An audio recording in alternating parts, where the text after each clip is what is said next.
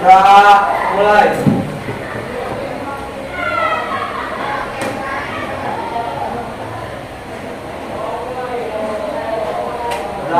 Selesai.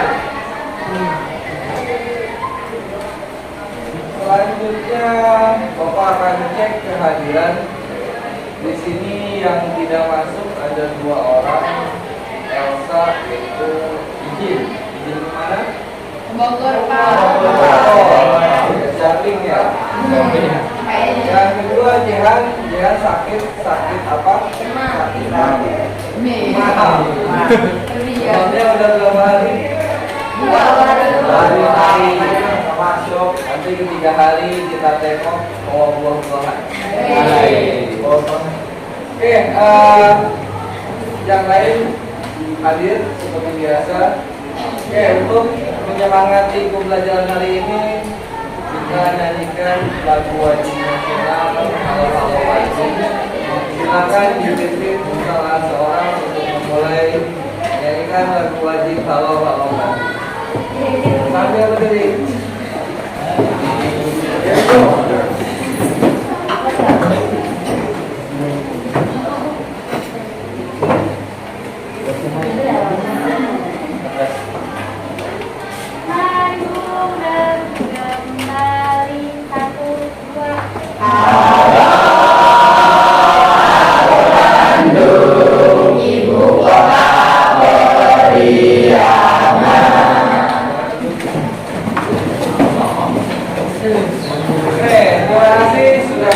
Lagu wajib Halo Bandung.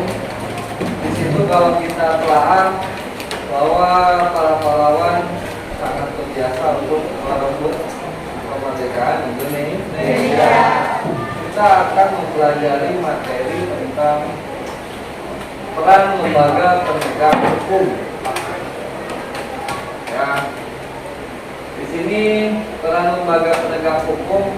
Kita tujuan pembelajarannya kalian harus tahu ya, dari mengidentifikasi, menganalisis, menyajikan sampai mengambilkan perilaku bersyukur.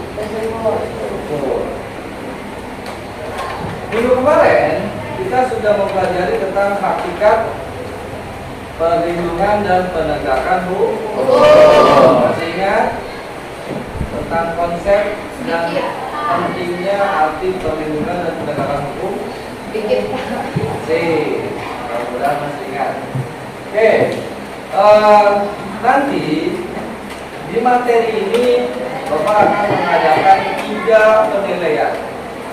Yang pertama penilaian afektif, berarti sikap kalian dinilai dari diskusi, dari kejujuran dan sebagainya. Yang kedua penilaian kognitif, yaitu pengetahuan, berarti nanti ada tes tulis di akhir. Dan ketiga psikomotor atau keterampilan, berarti kalian nanti mempresentasikan hasilnya sambil dinilai. Oke, paham ketiga nilai? Paham. Kalian amati video di depan ini, kalian amati, cermati, nanti bakal muncul pertanyaan tentang masalah video tersebut. Oke, silakan disimak.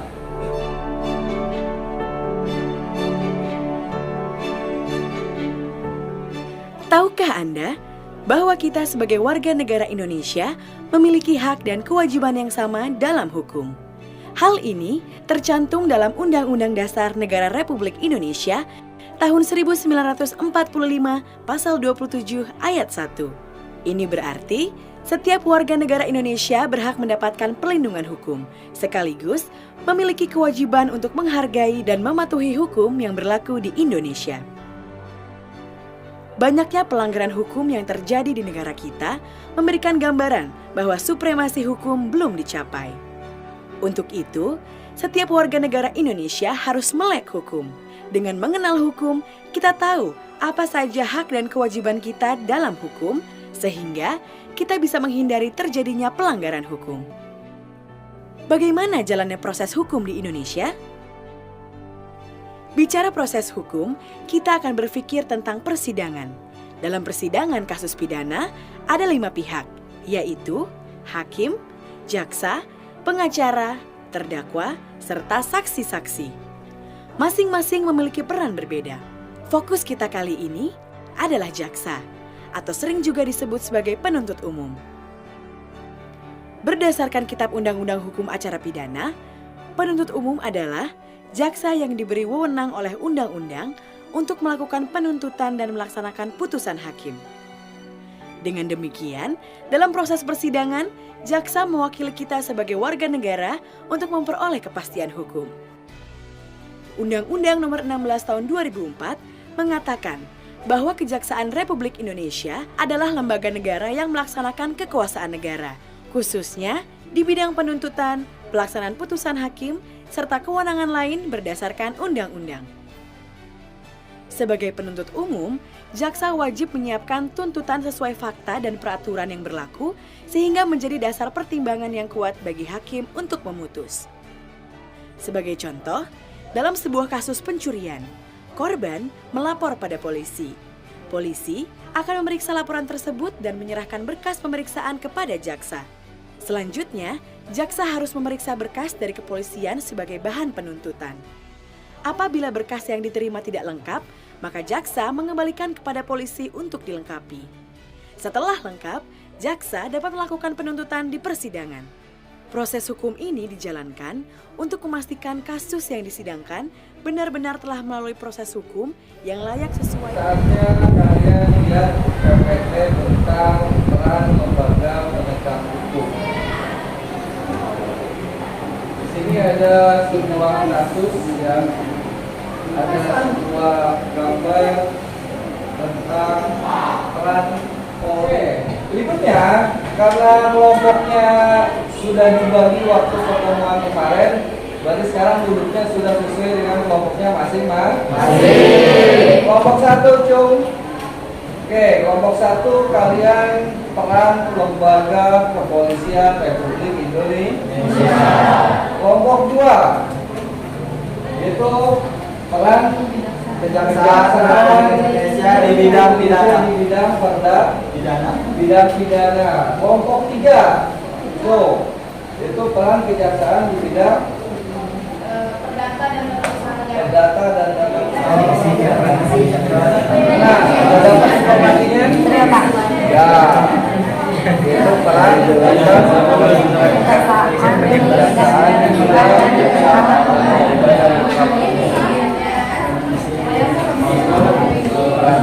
ini juga sama-sama ini perannya di juga ada tapi kalau misalkan ada yang boleh oke nanti ada bagi tapi sini juga ada ya kita buka aja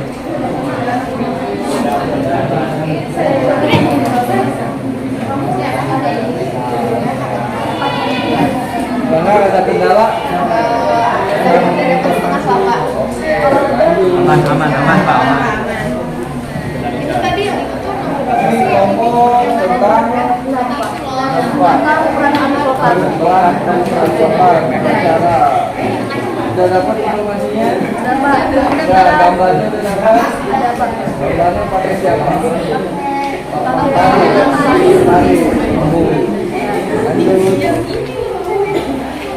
Ini peran tentang KPK ya? Dapat informasinya? Nah, ada kendala? Ada, oke, silakan cari informasinya, dirangkum, kemudian tuangkan di dalam bawah. Cari informasi sudah beres, sekarang coba kalian tuangkan laporannya di dalam PowerPoint, silakan. Mana? Sudah beres? Sudah beres? Sudah berapa persen? 85. 85. Oke, lanjut.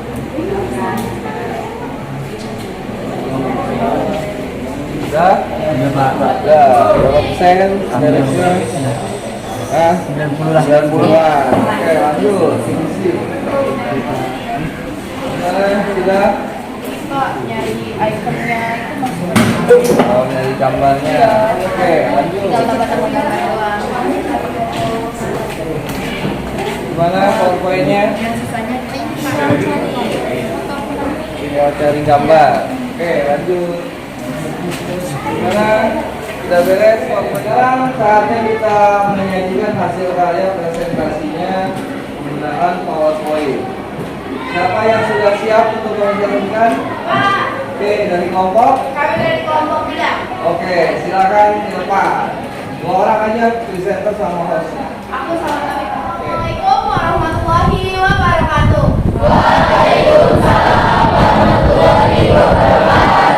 Selamat siang teman-teman. Jadi berdirinya saya di sini sebagai perwakilan kelompok 3 ingin memaparkan hasil diskusi kita dari beberapa sumber, yaitu tentang peran kejaksaan di bidang tata usaha negara atau perdata. Sebelumnya perkenalkan dulu anggota kelompok dari kelompok 3, yaitu saya sendiri Farida Salsabila, Anas Akbar Degel, Amanda Noviandini, Kaila Syufa Iskandar Kalam, dan yang terakhir Tadi presentasi dari kelompok 3. Silakan, ada yang mau berkomentar kelompok yang lain, maka. Oke, silakan dari kelompok Kelompok 1. Maka langsung. Oke, buat kelompok berapa? Kelompok 3. Presentasinya sangat luar biasa. Terus menurut aku kurangnya itu cuma satu. Di slide yang ini itu seharusnya landasan bukan peranan. Jadi kurangnya itu kelompok 3 yang menanginya lebih fokus lagi sama persiapan lah. Kepada semua kelompok yang sudah mempresentasikan dengan baik dan bagus-bagus lagi.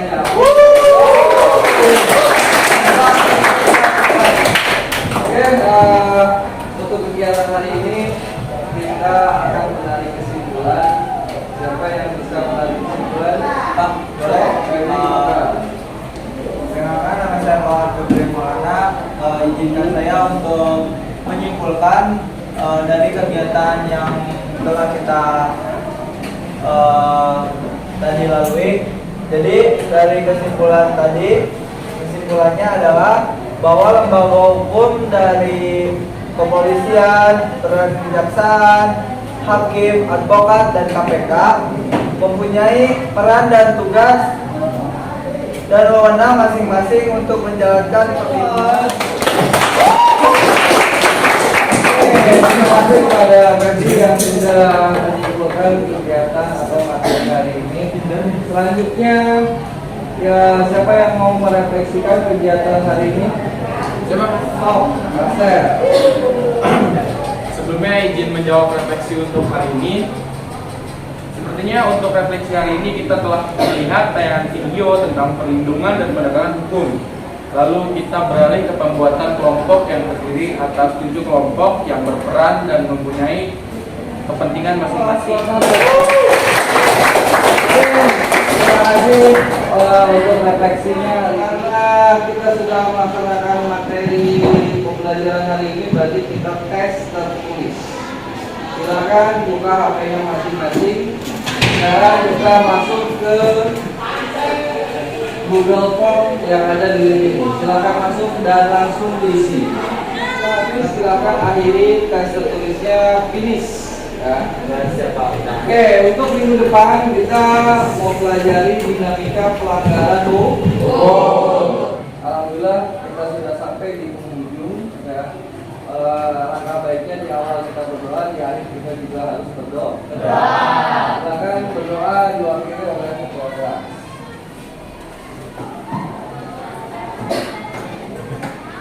Untuk mengakhiri pembelajaran hari ini, sebaiknya kita berdoa. Berdoa, mulai.